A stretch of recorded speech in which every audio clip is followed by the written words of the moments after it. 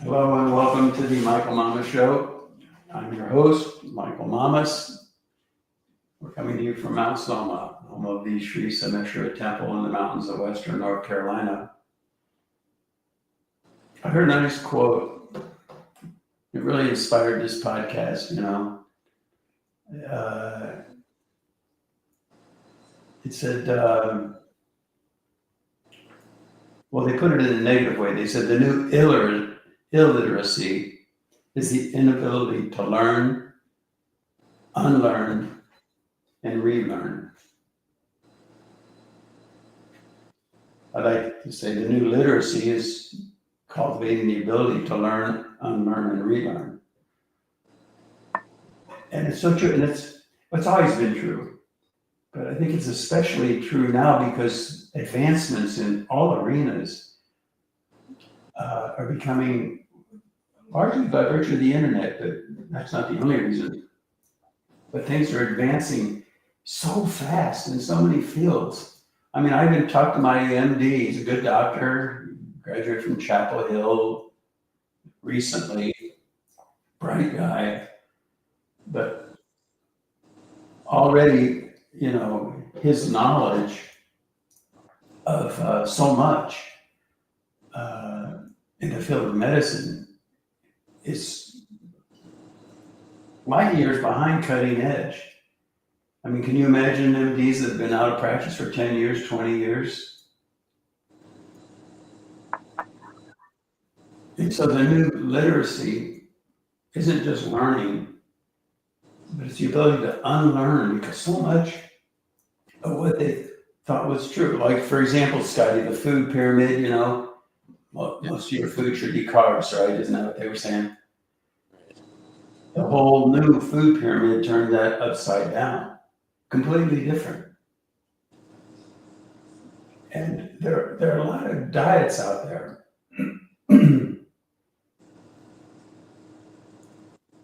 And I've been a veterinarian, for 50 years or however long it's been. And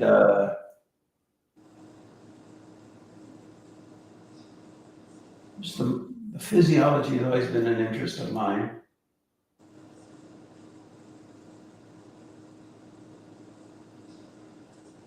And the understanding of it now is just so far advanced. So you can take a step back and look at all these different diets from a perspective of that insight, that deeper knowledge of physiology. But largely they don't do it. Speaking in terms of mass mentality, there's still this kick and that kick, and people, and I remember I used to say when I teaching my classes, people have convictions about diet and that's it. They won't unlearn it, just to put it in the terms we're speaking today in this podcast.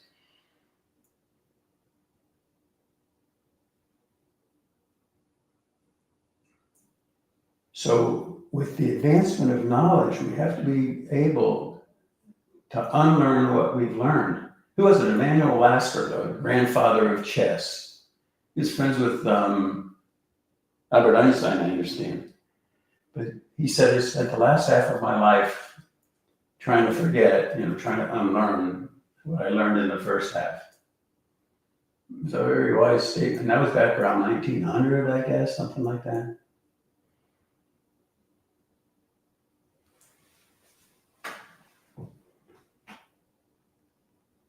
And we can apply this to all fields of knowledge, including spirituality.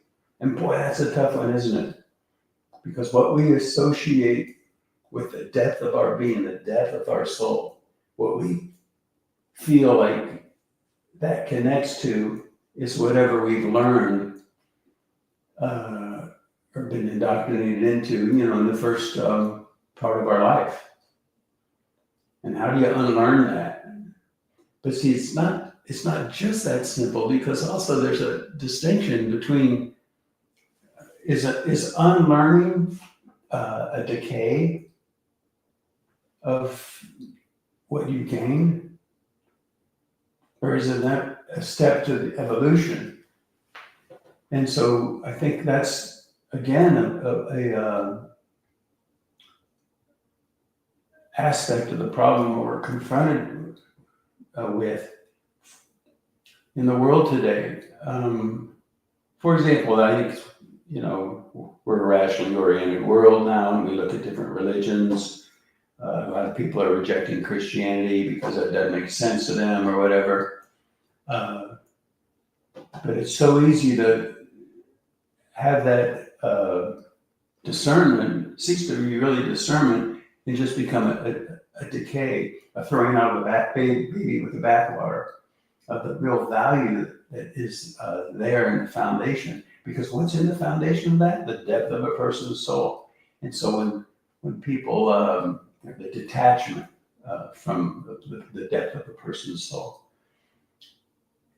And so once that happens, we're off and running, like I say, life is like a kite with a tail, and it needs the tail to stabilize and have it soar.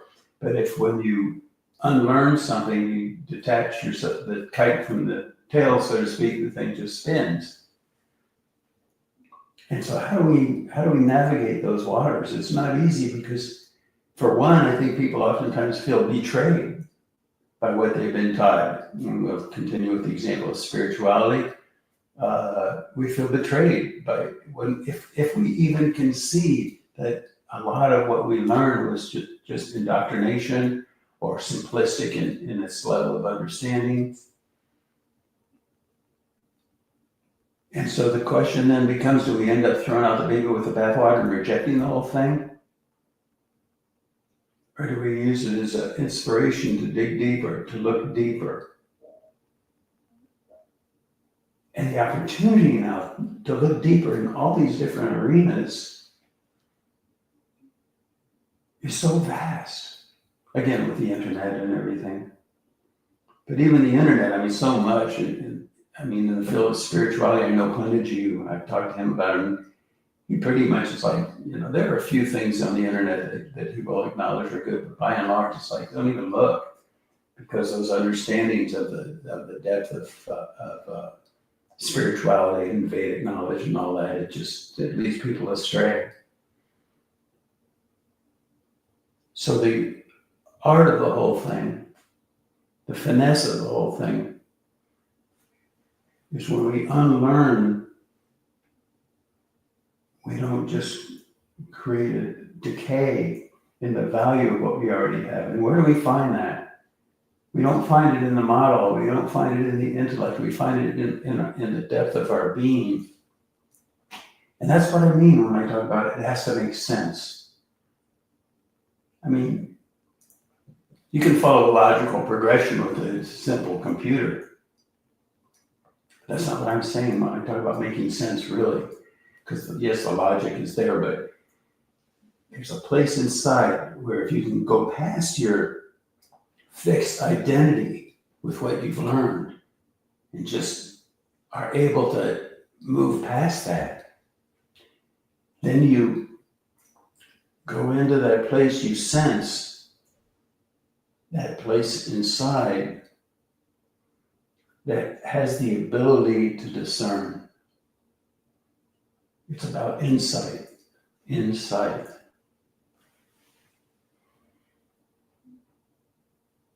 Boy, that's a tough one. It's the distinction between indoctrination and insight. You're either living in a doctrine or you're living in sight within your own self, seeing deeper within your own self. And that's why, and I've talked about this in other podcasts, that term pascha, see. A master says to the disciple, just see, pascha, just see. It's really just a matter of just seeing. It's just so ridiculously simple. But it's so difficult to see through the veil of what we've learned. And to be able to discern what there's of value and what wasn't quite right, or what lends itself so well to a deeper understanding. I I'm watching the French Open. I don't watch a lot of sports on TV, but I do watch tennis. Not all the matches, but the Grand Slam events. French Open is one of the 4 Grand Slams, one of the 4 majors. And on the wall there, where the seats are and all the big letters, it says something that said, "Victory belongs to the most tenacious." It's a beautiful quote, and it applies to tennis. It also applies to spirituality.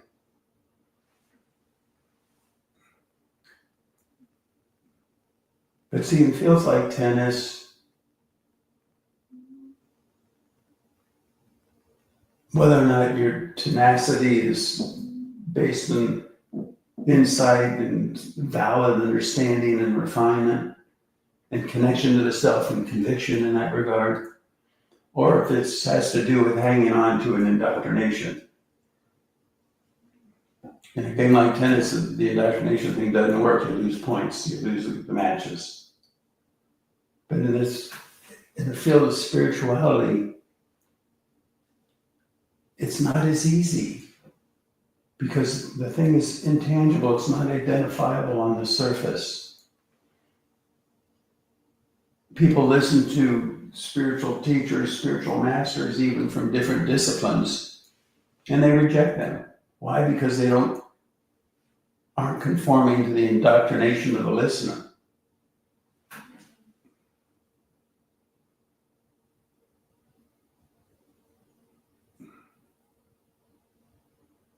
So cultivate the ability to learn, unlearn, and relearn.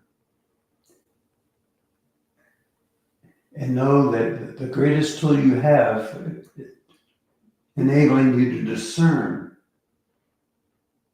what to align with and what to let go of comes from the depth of your being. It's not about almost like a child knee-jerk rebellion. Oh, no, they learned all that and it's all wrong, so baby with the bathwater. But it's that depth of being and that the willingness to reevaluate, evaluate and reevaluate. That's what makes a person a great master in whatever it is they're doing.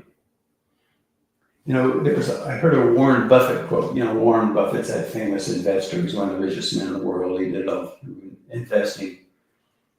And he was saying that he just found what he was good at. He was good at evaluating companies. That's all. Other people are good at other things.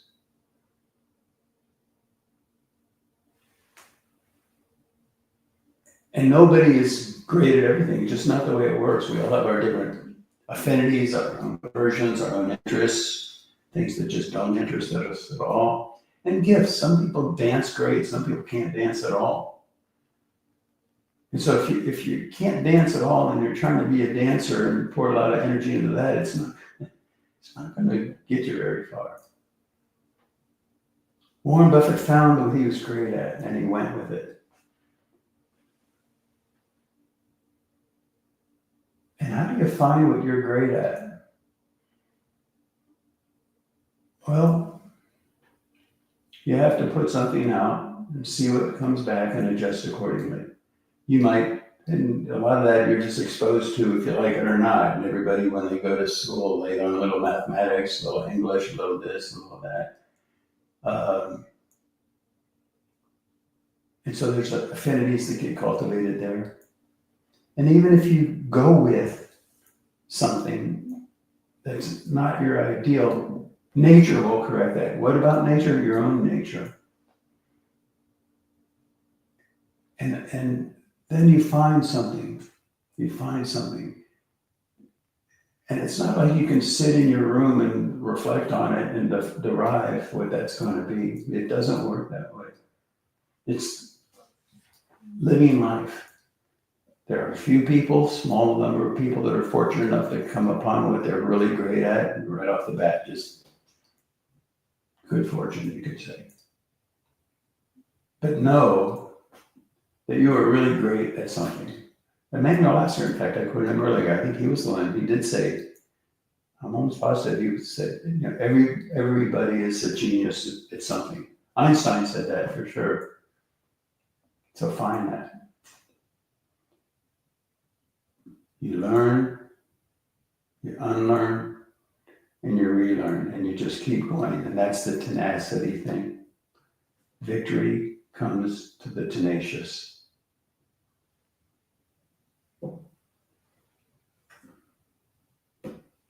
To thine own self be true, huh? Anything else, Scotty? No, I think you got it. Okay.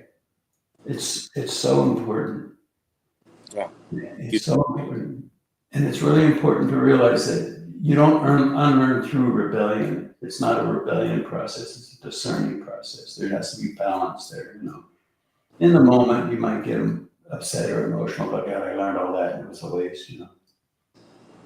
You know, the other thing too I wanted to mention is that, like, let's take a look at the pundits. Pundits are great. I have so much respect for these Vedic pundits and what they've learned, what they know. And see, it's not about discarding that. That would be tragic. And they don't do that. So it's, I mean, there's an infinite fixity there to what you know to be true in the depth of your soul. And that's uncompromised. But it comes along with infinite flexibility on the surface of life.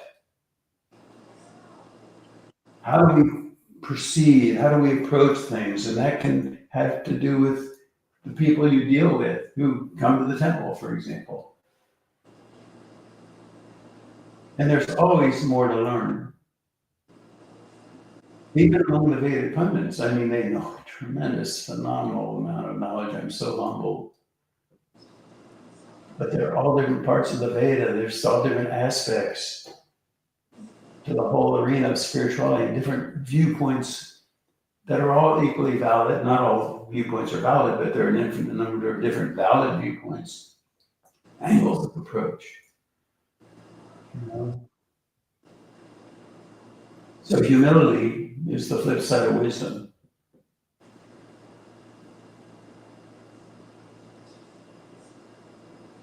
Okay, I guess that's it, Scotty. Thanks everybody for listening, and we'll talk again next time.